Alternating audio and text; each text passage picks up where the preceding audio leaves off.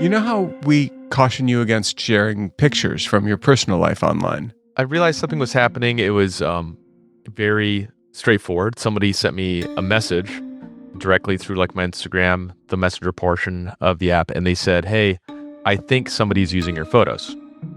We've covered this story before, versions of it. Presley Rhodes, an artist with a large following on a subscription-based creator platform. If it matters to you which one, you can probably guess already. And another about a colonel, a retired colonel from the military named Brian Denny. But in those stories, we never categorically 100% could say we found the culprit. In Brian Denny's case, his images were used in thousands of scams. This week, scammer beware. They went from having no pictures and saying they have been dating me and they think it's a scam and would like to talk to me further and understand if it was a scam, and gave me their WhatsApp number. So the good soldier we're talking to this week put his skills to the test. One time I caught it, they must have had the VPN off, and it was only for like maybe an hour, and it was in a town in Nigeria. I'm Beau Friedlander, and this is What the Hack, the podcast that asks, in a world where your data is everywhere, how do you stay safe online?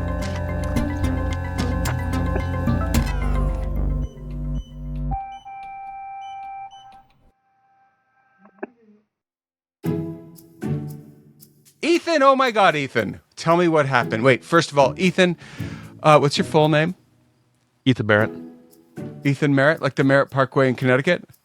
Happen chance, yeah. So you're not actually from the Merritt Parkway family? I am not from the Merritt Parkway family, no. Yeah, I'm from another set of Merritts. Every year, thousands of women fall in love with the same man. Is there anyone with the first initial D in your family? Is there any D Merritts? There's not, no. He's handsome. He's brave. He's serving his country overseas, maybe. Maybe he needs a little help getting home to you because something weird happened. It doesn't have to be a man. It could be a woman, too. But this person, they are legion. They're everywhere. How does that happen? Well, that dude whose photos are scattered across hundreds and sometimes thousands of fake profiles, that's how they're fake, on all sorts of platforms, from social media to dating apps, the guy is very real. Everything else is not. And this week, that dude is Ethan Merritt, a colleague of mine. Ethan, welcome to What the Hack. And so wait a second, here's the deal. This scam, when I heard that you had been touched by this particular scam, I lit up because I haven't had one of these in a while. And all right, here's the thing. They're awful, but they're also kind of awesome. Yes, they are. They're complicated, right? It's a complicated scam, and it touches a lot of emotions for people. It really does. Yeah, but let's start with what happened, and then we can get into your emotions, their emotions, everyone's emotions. But first, what happened? Yeah, so in 2018, I was building a lot of Instagram presence for myself, just having a personal brand. While I was in the military part-time, I enjoyed content creation. I enjoyed creating online. I had a very good time doing it, and I was very good at it at the time. And through that, you're obviously maybe less aware, especially in that era, less aware of what a scam could really entail with you, but also you're just ignorant to it. You're like, this wouldn't really happen to me. I'm making creative content that's fun. And yeah, that's where everyone thinks.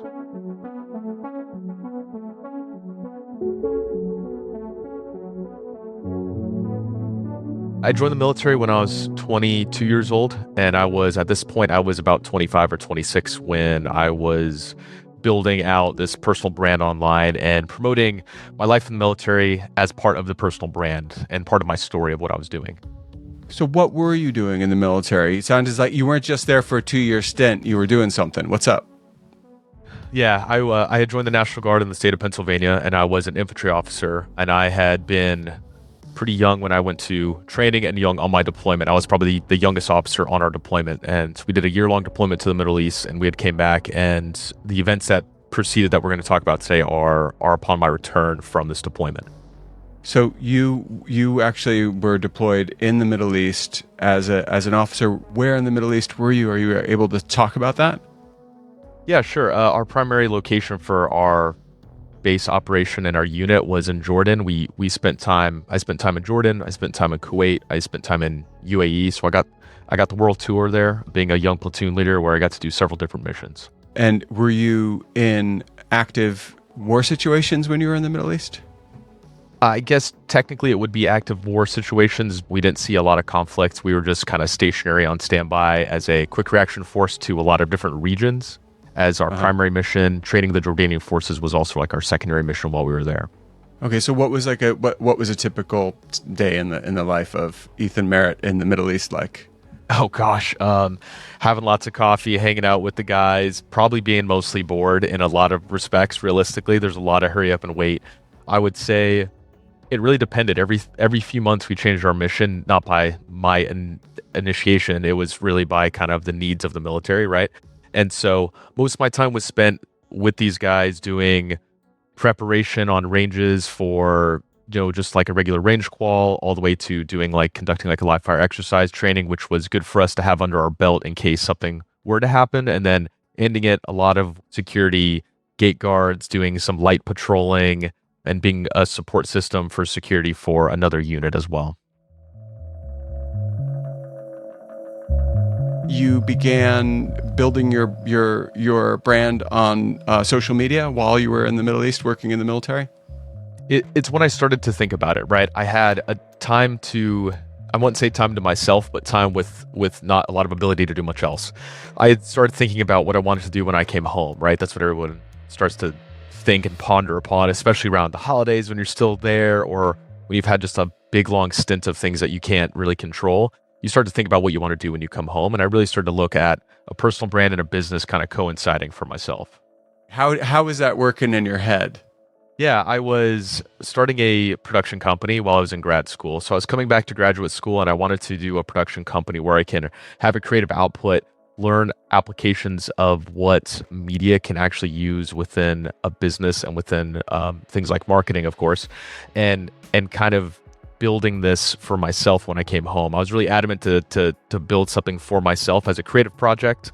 It was part of my thesis for my MBA program, and it was really something as an outlet for me. And so I wanted to come home, use some of my deployment funds to buy some gear, equipment, hire some people, and just realistically just get back some time that I'd lost in something that I'm really passionate about, because I had a mixed feelings about my deployment and coming home and, kind of like everything in between.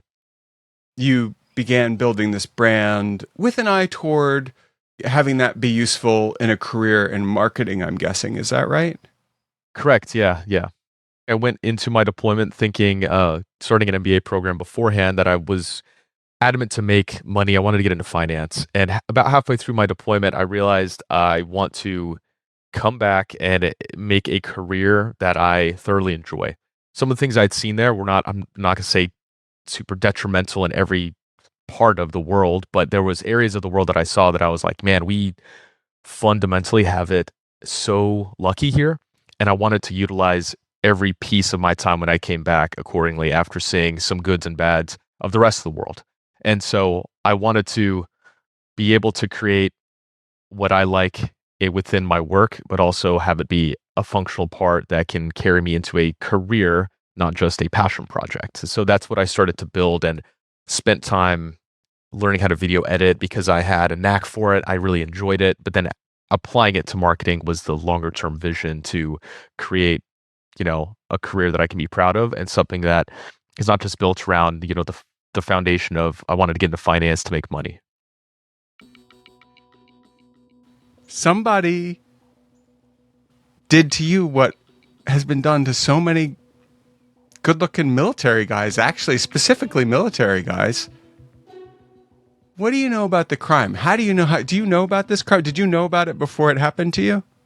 Before this had happened to me, I had no idea about it. Okay, I didn't know it was going to happen. No context. So what happened here is pretty simple. A scammer grabbed all of Ethan's pictures from his social media accounts and used them to open up a lot of accounts aimed at stealing money from women who were single and looking for love. So Ethan, I'm always interested to hear how it started, right? Not how the scam started, but your realization that it was happening. I realized something was happening. It was very straightforward. Somebody sent me a message directly through like my Instagram, the messenger portion of the app, and they said, "Hey, I think somebody's using your photos." Oh. And of course I found that just I didn't really take it too seriously. I said, well, you know what? That's sure. I don't really even believe it, but Maybe I was it's meta. like, yeah, right. So I didn't take it too seriously, to be honest, at first. I thought, wow, that's kind of humorous. Like, I don't think that's real, but we're just going to go with it. How did they know that the images were being used without your permission? They were finding me through searching my name or searching through more information to find me. And they had alluded to, they'd been talking to me and they thought they were dating me. That was the start. This person had been in an online relationship with a person they thought to be you. And from that first point of contact to the next one, how long was it? Maybe about a month. Okay. It was a while. So you're immediate. like, okay, things happen. That's weird, but sorry that happened to you. So I thought, you know what? Maybe this person could be lying to me. Maybe they just thought something was interesting or weird because maybe they didn't get me on the phone or a video call. Right. Where were they from? They were from the US. They were from a different state than where I lived. So it wasn't somebody I would have ran into or known in my personal life. All right. So someone from the US gets in touch with you. They've been dating you unbeknownst to you. And you're like, okay, well, that was weird. And then you go on with your life. And a month later, you get contacted again. Where's this person getting you from? I get another person from the US, but within the same week, I get about 3 people. 3? 3. Yeah. I get 3 people in 1 week. All women? They were all women. Yeah. Okay. Yep. And a few of them were, again, 2 I think were from America. 1 of them was from a different country. I can't remember at that point where they were from, but 3 of them in about a week. Wow, you're a busy guy. Yeah, 3 long distance girlfriends. It's a lot to juggle when you're not involved in any of them.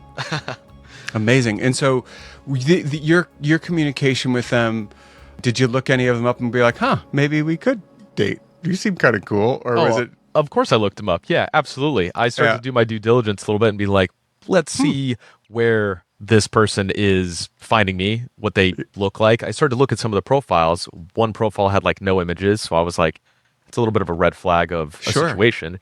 The other ones were people. I mean, there were people on there, but yeah, I did loosely kind of conversate with these people because it was so early on. I was kind of having fun with it, not to mislead them, but I didn't take it very seriously, right? I was just like, hey, this isn't me.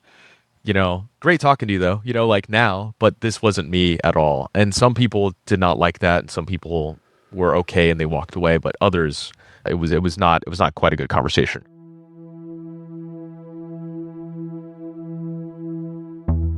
So we got 4 people who have dated you, and one of them didn't have any images on their profile.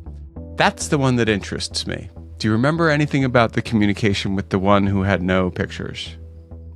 They went from having no pictures and saying they have been dating me and they think it's a scam and would like to talk to me further and understand if it was a scam, and gave me their WhatsApp number. Phenomenal. So I thought that was a little bit hairy. Hairy, that's awesome. That was the scammer. That was definitely the scammer.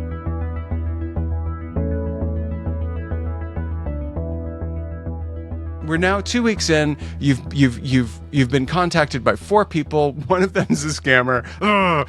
And what happens next? I was looking through some of these profiles, and one of the people within that first group, I said, hey, where did you find me? They gave me a dating website, Plenty of Fish. They screenshot it and showed me pictures of me from my Instagram that were only a couple weeks earlier. That was one of them. And now Plenty of Fish, just for now, even I know this. I think I know this. Isn't that more of a hookup site, a hookup app? I think so. It's not like as co-located as like Tinder with like your locations. You can just kind of search people. I'm not entirely sure the depths of the like, the culture stuff, but it's not like culture, it's not like Bumble where you're actually trying to get a girlfriend or a boyfriend. Not that I know of. No. I think that because like who would refer to the person they're going to marry as plenty of fish? You're right. Yeah, exactly. It's an odd thing to say about someone you love. Okay, so you looked there and you. What happened when you went to Plenty of Fish and you looked at them? I looked at screenshots they had sent. So I was aware of not wanting to click on things they send me. So I said, send screenshots, and they did. Right. Yeah, cool. So that was a good sign that this person might be a real person that was maybe involved in something that was a romantic scam.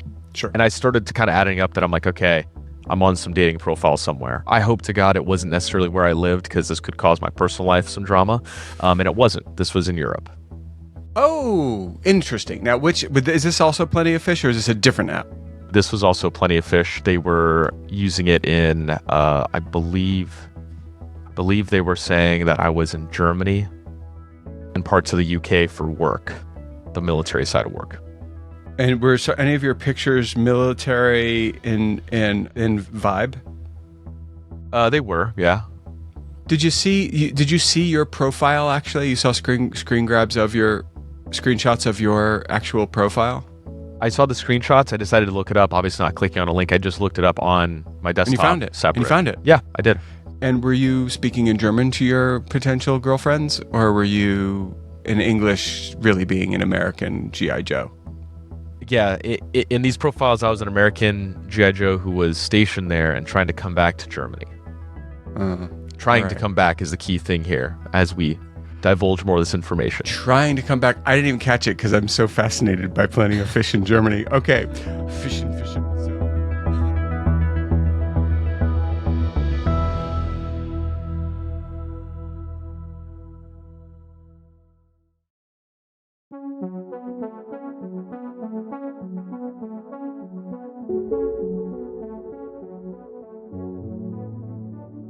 Why would you be trying to be coming back to Germany? What's wrong?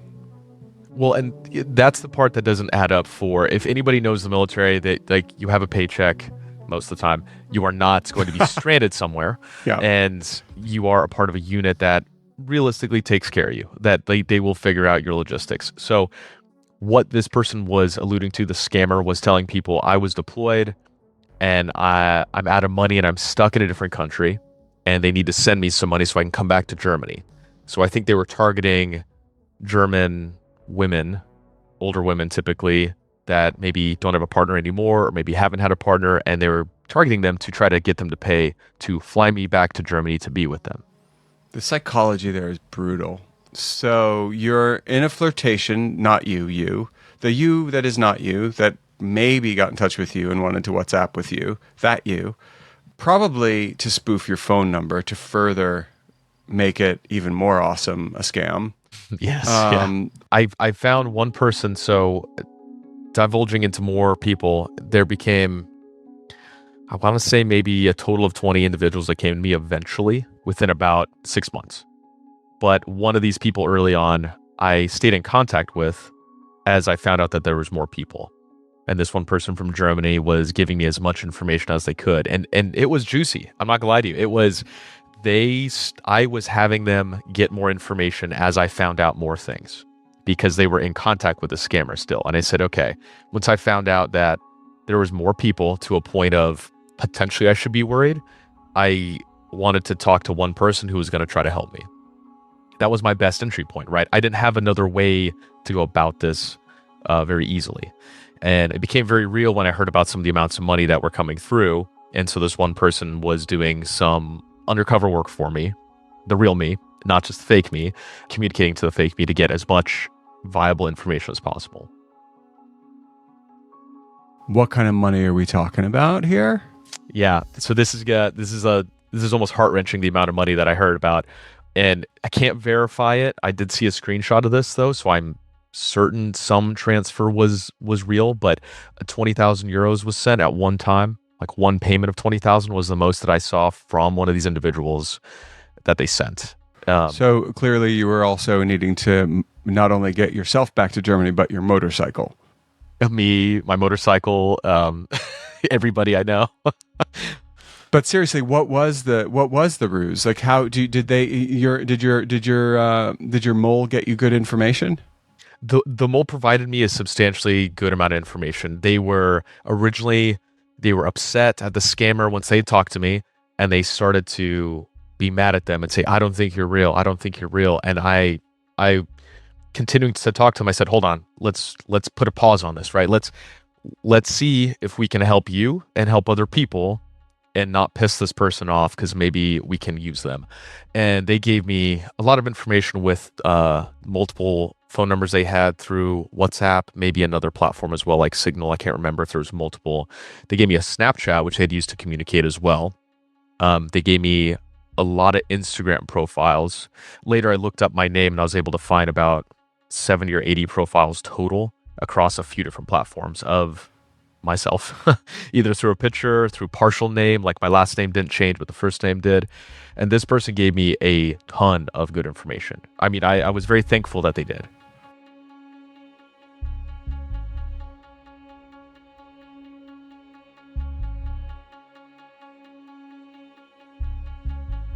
So there's almost 100 people who've been affected by this at this point.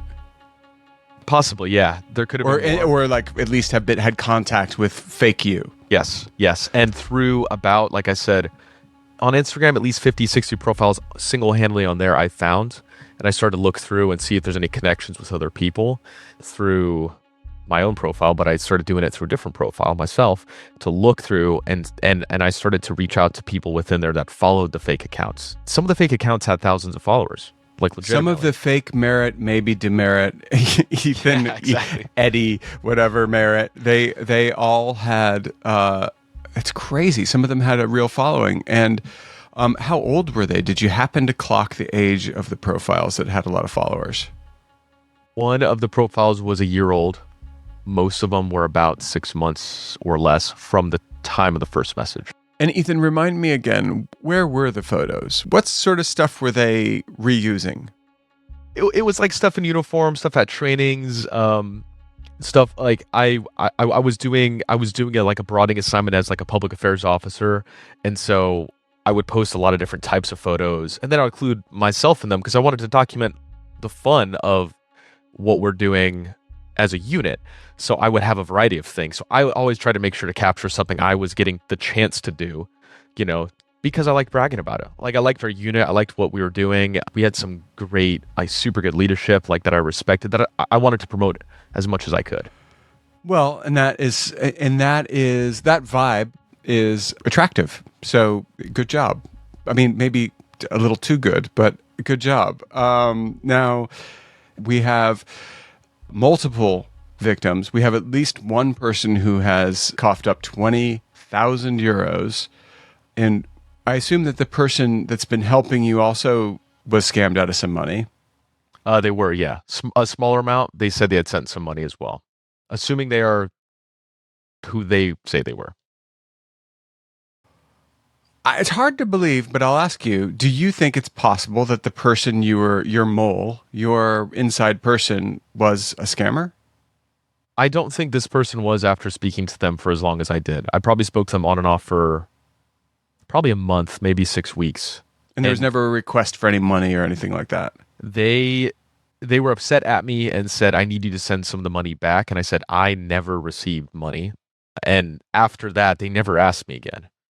And they never, once they found out this was a scam later, they never continued to try to reach back out, where some of these people did. Like, they really were romanticizing the relationship that we had to a fault.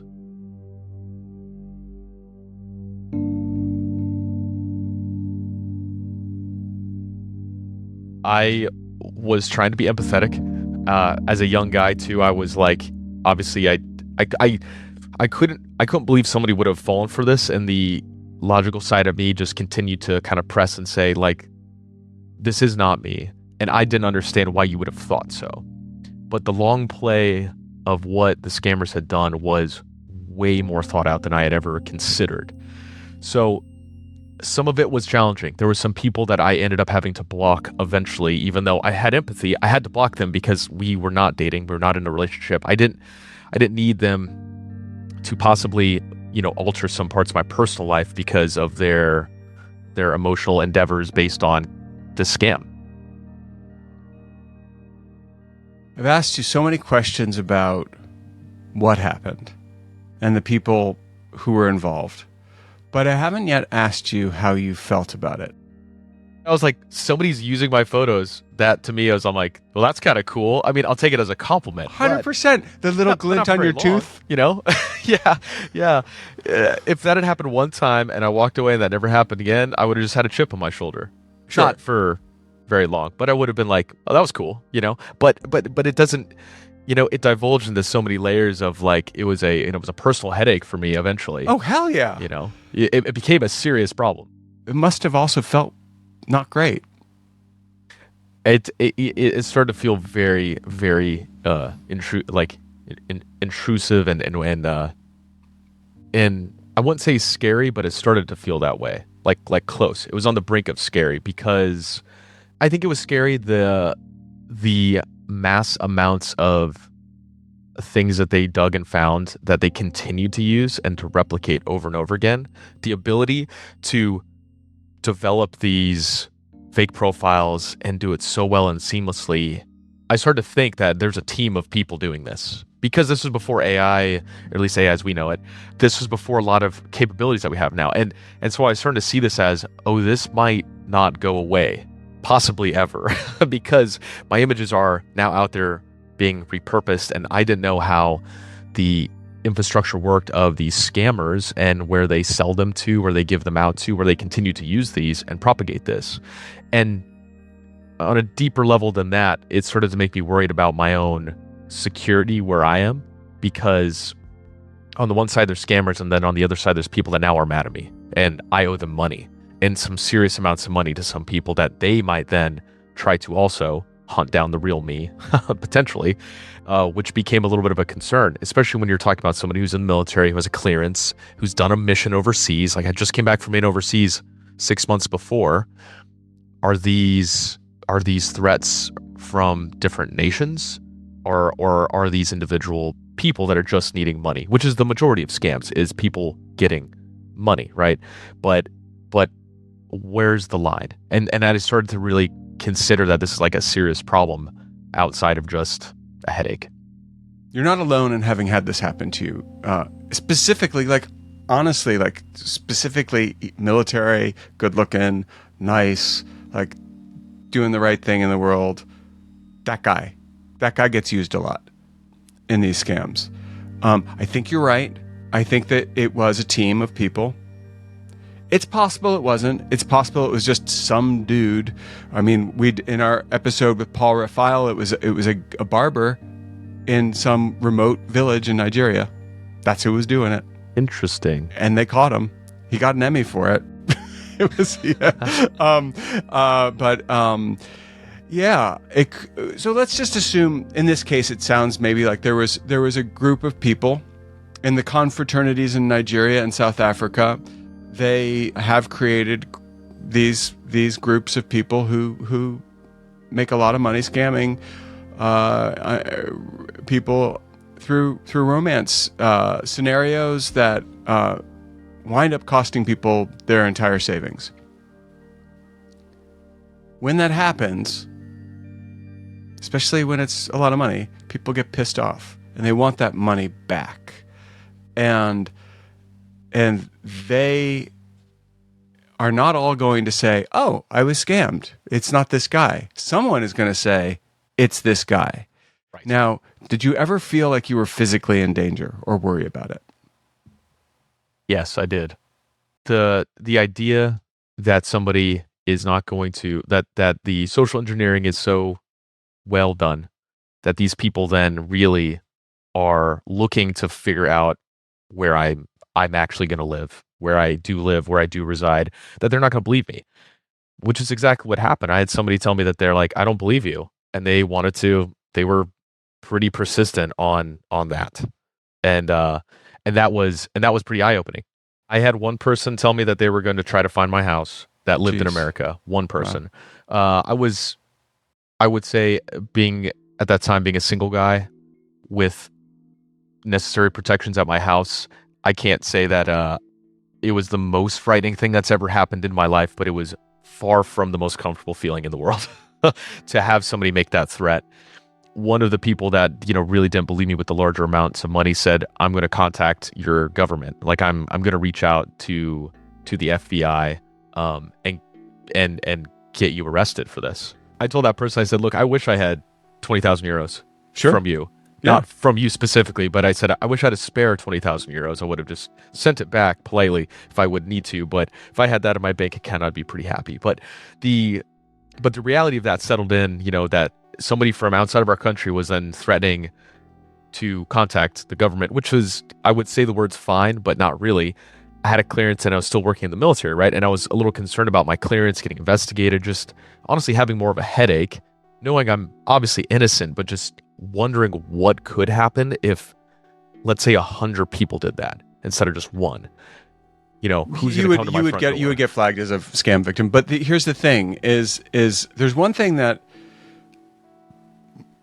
you should do if you're listening to this podcast and you're like, I am also a good-looking guy who was in the military and had a web presence that was used against me, or against others, not me. What should I do?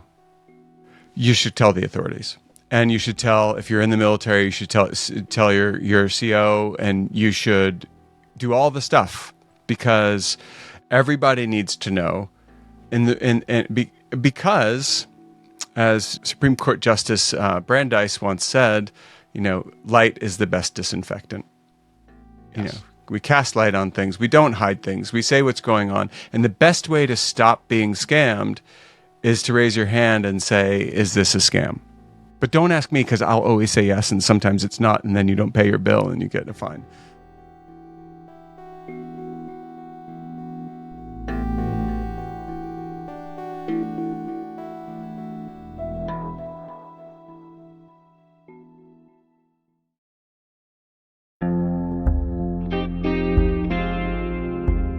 Where are you in the process now? Are we years later? Are we months later? Because I'm sure people are wondering, like you've indicated a few times it wasn't today. So yeah, where are we now? How many years are we away from the last instance of this happening to you?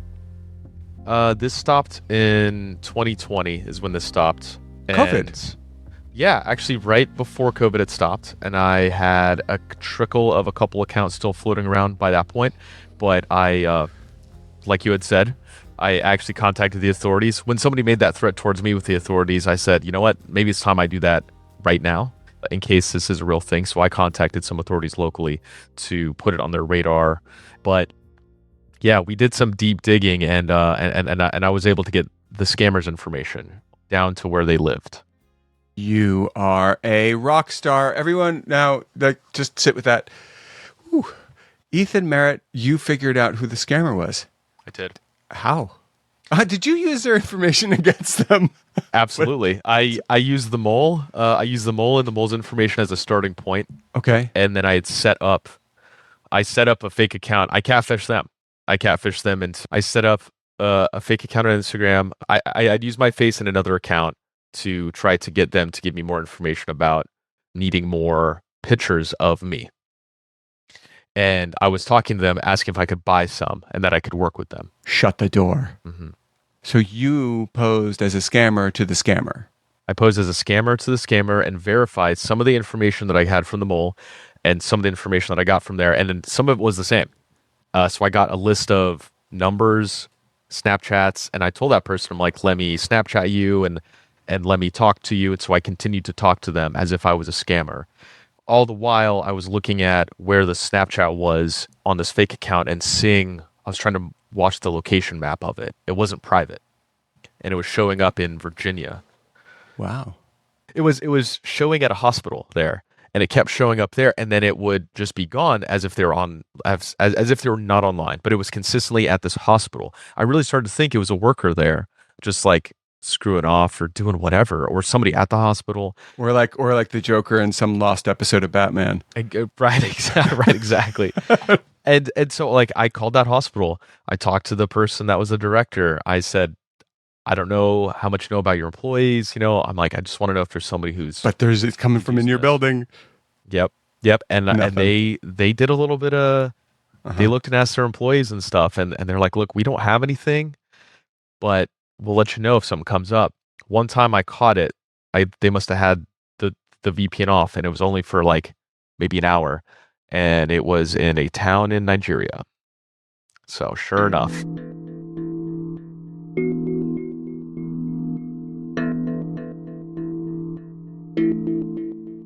It was in a town, what I would guess on a map about 20, 30 minutes away from a town, a street of like 6 houses. It was one of the houses specifically right there. And with a little help with my roommate, me and him were pretty invested in this. We found the exact house, got the IP address. We found a lot of information. And are you guys geoguessers, or did you just figure it out? We figured it out. Yeah. Wow. So you found the exact house in this little village in Nigeria. And it breaks my heart on some level, because I know a lot of these scammers are like $100 to them is a life-changing amount of money. But $20,000 is an unnecessary amount of money. Right. And it's not like they're only scamming one person. And so it goes and on and on. What did you do when you found that little place in Nigeria? Well, I did 2 things. I did take all this information. I gave it to the authorities that I had here that I'd started working with, which is obviously the best case I can do. Yep. And then I had some fun with it. I had a little bit of fun with it for a little bit of time. So I got to hear it. What happened? My roommate and I, we set up a tool. He was a little more tech savvy than I am. We set up a tool that was going to kind of unleash hell on them with messages through Snapchat. And it was going to just continue to bombard their Snapchat with a ton of notifications. You bombed them. We found a way to bomb them. And then before that, just to make sure that they knew that I was at least fairly serious about it, I called them, and I called them directly on the fake accounts. And I said, I know where you live. I showed them on a map on my computer. I showed them their IP address. I showed them their name. I scanned it on a call on Snapchat video and showed them all this. And I said, I just want you to know that this is going to be sent over to the authorities in our government, just so you know. And then we proceeded to bomb them until that account was going to be just not working anymore. So that's how we had a little bit of fun with them. Ethan, did you have their email address by any chance? I did have their email address at the time, or at least some email that they were using, yes. Did you email bomb them? We did that as well, yeah. We tried our best with what we could do, being young guys just sitting in an apartment. No. If you've ever been, now, I have been, people love doing this to me. I have been email bombed in the service of a pizza scam.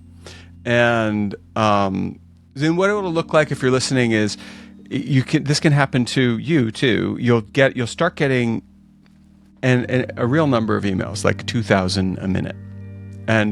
And the reason you're getting those is because you're being opted in to opt-in emails that have bad broken APIs all over the world. And what happens is, while you're getting all those emails, the transaction alert on your card is also getting dumped in there, and you're not seeing it because you're getting 2,000 emails a minute. So if you ever see that you are getting a lot of emails all at once, or a lot of messages on social, put down whatever device you're using, pick up a different device, and check your bank accounts, because that's what's happening. That is almost for sure what's happening. And with that, Ethan, before we end, I have to ask you, did you bomb them? Did you bomb them so that you could take all the money back? Did you get the money back? Oh my gosh, no, I wish I could have taken the money back. I wish I could have given it to people, but unfortunately, Understood. There's not something I could do. Ethan Merritt, thank you so much for sharing your story this week with us. I mean, I love a good scam story, and yours was epic. Thank you. You're welcome for the story. Hopefully it was entertaining in the right way, but educational for people to understand if they ever get themselves stuck in a similar situation. 100%. Okay, parting shot. Any advice you would have for someone else who finds themselves all over the internet wooing people they've never met? I would say that at the end of the day, I still have a lot of empathy for human beings, including scammers, because they are trying to make a living in somehow, some way. There's empathy to be had in the world, but at the end of the day, you are the only person that can be in charge of taking care of yourself and protecting yourself from incidences that happen. So do your due diligence on it. Do your research on it. That's what I'd give away as parting words. Thank you, Ethan.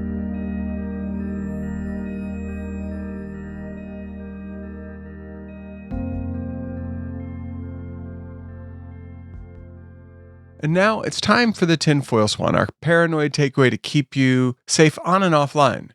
Now, for absolutely everyone listening to this episode, you need to know about email and message bombing. It's pretty simple. You're going to get a massive flood of notifications, and I mean like a lot. The reason they're doing this is who are they? The attackers, fine. The reason this is happening, noise. It's just a way to bury your transaction alerts, assuming you have them. So if you see a big flood of messages, emails, whatever, go immediately to your financial accounts, and almost guaranteed one of them is getting attacked. Now, for service members and creators, you gotta protect your digital footprint as much as possible. Scammers love using photos of you being attractive, right? Report it immediately when you find out, to the platforms, to the police. Alert your, really important, alert your CO or your employer, wherever you happen to be, your security officer, whatever it is. Make sure you get ahead of the narrative, because it really can be a pain in the butt if you don't. Now, for online daters, how do you spot a romance scam? The stranded ruse is definitely way up there. I'm on my way home. Oops, I lost my credit card. Oops, can you just buy a ticket for me? Or oops, better yet, send me some money. You need screenshots, you need links, you need real-time video, and none of that is going to necessarily be foolproof in this day of AI and deepfakes. Be careful. Be creative. Ask a lot of questions. Now, final shot here is something that Adam Levin used to say all the time in the previous incarnation of the show, which is the best protector in this land of cyber risk is yourself. Be your own best guardian. Pay attention to all of your various versions and presences online, and be a good steward, because you'll be glad you did in the end. Now, stay safe out there, and we'll see you next week. If you have a story you want to share with us, definitely reach out. We want to hear from you. This episode of What the Hack was produced by me and Andrew Stephen, who also did the editing. What the Hack is a production of DeleteMe, which was picked by the New York Times Wirecutter as the #1 personal information removal service. You should be using it already. If you're not and you want to, well, you can. Here's what to do. Go to joindeleteme.com/WTH. That's joindeleteme.com/WTH and get 20% off. I kid you not, 20% off. That's joindeleteme.com/WTH. Now stay safe out there. See you around.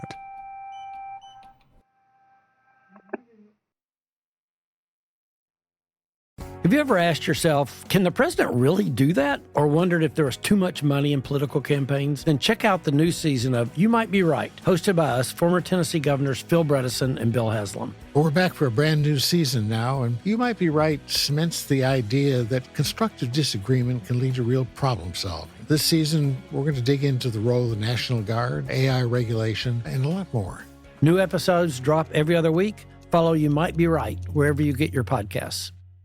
We all need advice, but it's not always clear who to ask, even in 2026. Enter How To, the long-standing advice show and Ambie Award-nominated Best Personal Growth podcast that's back with new episodes and a new host. Who? Me, Mike Pesca.